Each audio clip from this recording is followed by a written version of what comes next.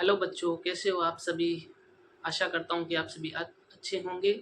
आज हम कक्षा 12th की फ्लेमिंगो बुक इंग्लिश की उसकी फर्स्ट पोइम माई मदर 866 के बारे में पढ़ेंगे। इससे माई मदर 866 पोइम लिखी किसने है? कमला दास ने लिखी है।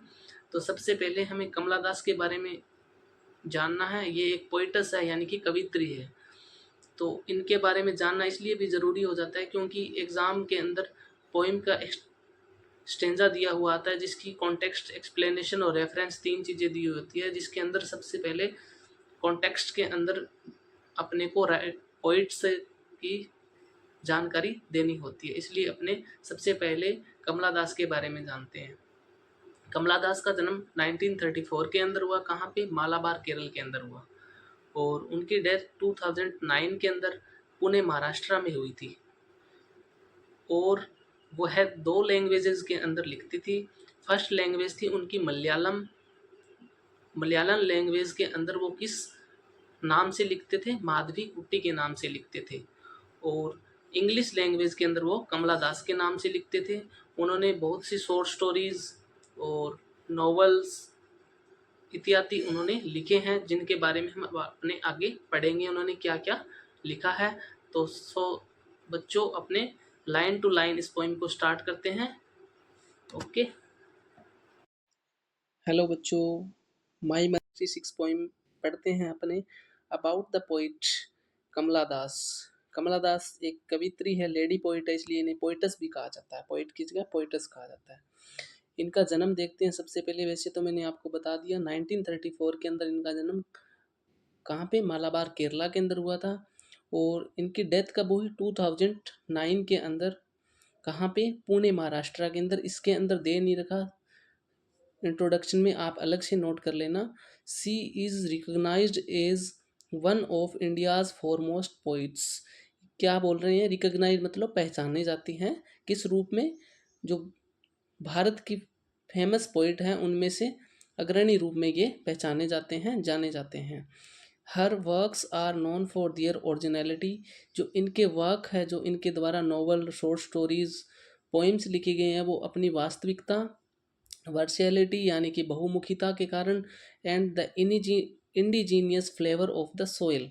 इंडिजीनियस यानी कि स्वदेशीपन के लिए जाने जाते हैं। जो ये चीज़ें लिखती हैं भारत के कॉन्ट्रास्ट में लिखती हैं, यानी कि इंडिजीनियस या स्वदेशीपन के लिए जानी जाती है। Kamala Das has published many novels and short stories in English and Malayalam under the name of Madhavi Kutty. मैंने आपको पहले बताया था ये दो लैंग्वेजेस में लिखते थे। कौन कौन से? मलयालम।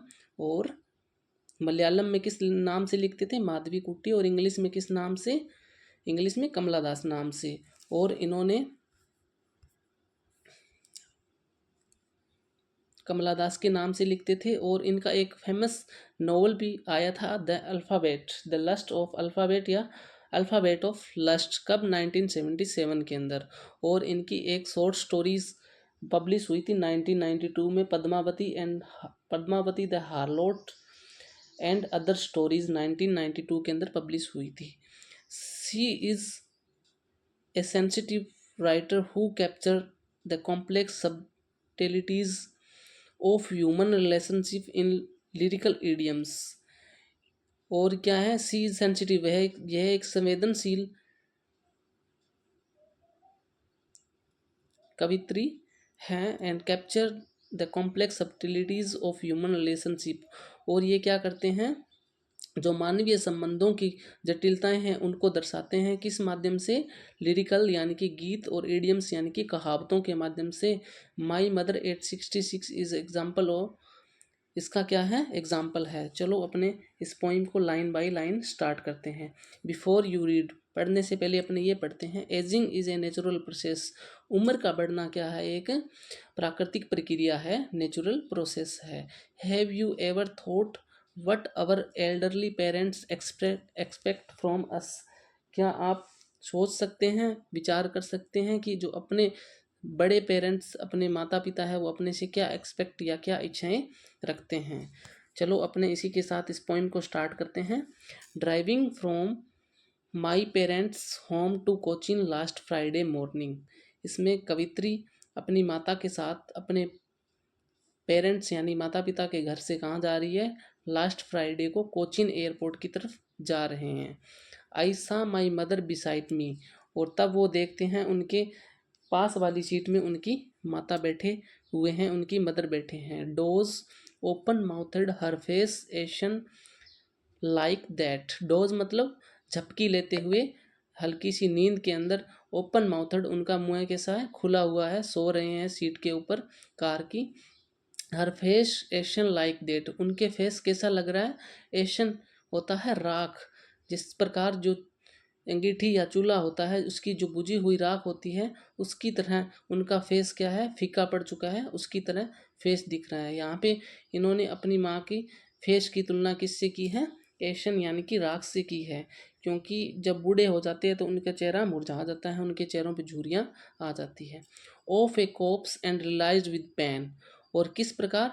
डेड बॉडी, कॉप्स मतलब डेड बॉडी, मृत शरीर की तरह वो उस सीट पे है बैठे हुए हैं। उनको फिर रियलाइज होता है पेन, उनको कैसा पेन महसूस होता है? रियलाइज मतलब महसूस होना, पेन यानी कि दर्द।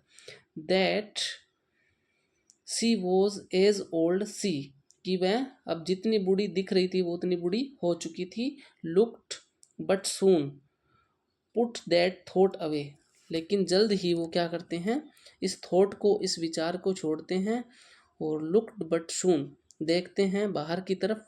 पुट दैट थॉट अवे, इस विचार को छोड़ने के लिए कि उनकी माता अब बूढ़े हो चुके हैं। And looked out at young trees printing, और तभी वो क्या देखते हैं? गाड़ी से बाहर की तरफ देखते हैं। Looked out at young trees, तब वो गाड़ी के बाहर की तरफ देखते हैं, तब उन्हें क्या दिखता है? Young trees sprinting. स्प्रिंटिंग यानी कि शॉर्ट रेस या रनिंग होते हैं। जिस प्रकार जब वो गाड़ी आगे की तरफ जा रही थी तब पेड़ उनको पीछे की तरफ जाते हुए, भागते हुए दिखाई दे रहे थे। Young trees sprinting. द मेरी चिल्ड्रन स्पीलिंग आउट दियर होम, और छोटे बच्चे खुश हुए। मैरी मतलब होता है खुश, हैप्पी। चिल्ड्रन यानी कि बच्चे। Spilling out of their home, spilling यानी बाहर निकलते हुए, घर से भागते हुए बाहर निकलते हुए उन्हें वो बच्चे दिखाई दिए।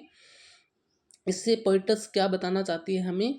अपने माता जो कि बूढ़ी हो चुकी है और जो यंग बच्चे या यंग लोगों को उनके साथ कॉन्ट्रास्ट कर रही है, उनके बारे में बता रही है कैसे यंग बच्चे भागते खेलते कूदते हैं और बूढ़े होने पे वो कैसे अलग से ही नज़र आते हैं, हमें अलग दिखाई देते हैं।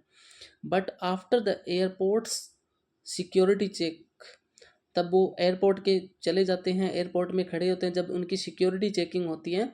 स्टैंडिंग ए फ्यू यार्ड्स, और पोइटस है जो क्या है उनसे कुछ दूरी पर खड़े हैं। फ्यू यार्ड्स की, यार्ड्स यानी कि गज, कुछ गज की दूरी पे खड़े हैं। Away I looked again at her wan pale, और अगेन लुक्ड उन्होंने फिर अपनी माता की फेस की तरफ देखा। वॉन यानी कि कलरलेस, रंगहीन। जब बूढ़े हो जाते हैं तब उनके चेहरे का रंग उड़ जाता है, और पेल यानी कि पीला पड़ जाता है। As a late winter's moon and felt that old. As a late winter's moon, अपनी माँ के फेस की तुलना किससे की है पोइटस ने यहाँ पे? Late winter's moon. विंटर्स से यहाँ पे क्या मतलब है? विंटर्स जब सर्दियाँ आ जाती है, कोल्ड होती है, ठंडा मौसम होता है, तब अपने को चांद धुंधला दिखाई देता है। उसी प्रकार उसे अपने माँ का फेस कुछ धुंधला सा दिखाई देता है, क्योंकि अब वो बूढ़े हो चुके हैं, उनके फेस पे वो चमक नहीं रही।